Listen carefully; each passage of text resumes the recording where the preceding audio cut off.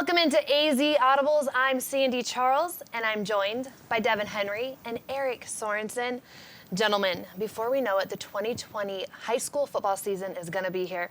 So let's talk about it. Our guy to watch next season, who's it going to be, Eric?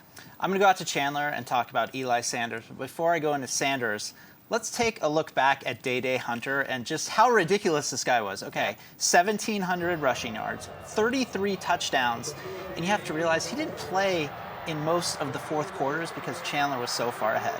So look for Sanders to get most of those carries. And talking to Rick Garrettson, the thing he likes about Sanders, explosive, fast, but also very patient. He lets the holes develop. He's a really good third down receiver. He is a guy to keep an eye on going into 2020. How do you see him being most effective in 2020? He's a three-down player, so he is going to help out in the passing game like he did last year. Mm-hmm. And they have a stable of good running backs, so he doesn't have to be the workhorse, but I think he will be moving forward. Devin. I'm looking at a sophomore of your defending 6A champions, Jack Stam. He was already a great staple to that defense last year as a freshman.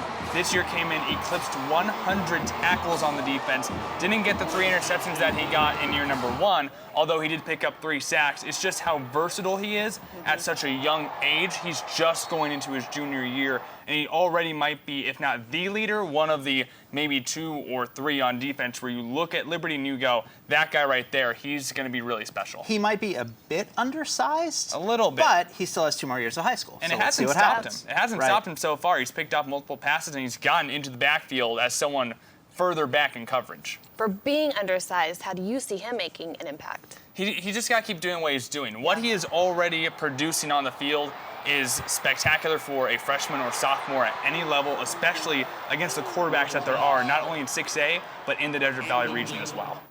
Now I'm going to go to the east side and do Arcadia. Trey Brown, a two-way player, he's defensive end and a wide receiver, doesn't have any offers.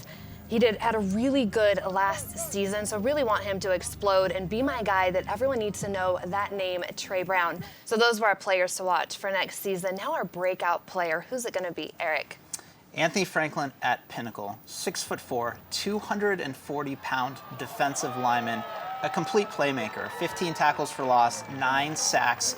I guess he's going to be playing a little bit of offensive line this year as well. He's really smart, 4.6 GPA, already has offers from Air Force as well as Army, and when you put the tape on and watch this guy, it's all effort. He just makes plays all over the field. Pinnacle lost a lot of players to graduation. He is going to be key for Andrew Hurley's defense this fall. And he's physical, he's fast, and he has a lot of power whenever he puts a hit on someone. If he touches someone, they're going down. Devin, who's your breakout player?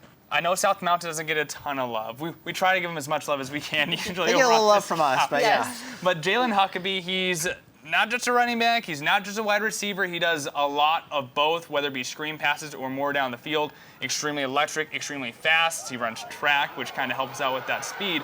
But just someone who I look at going into his junior year and saying, I really want to see this guy play all 10 regular season games, which he wasn't able to do this year. See what he produces. He has the same skill set as Tyreek Hill. And talking to some of the coaches over at South, that's sort of the model that they want him to try to be like. And he is only going to get better as he gets older.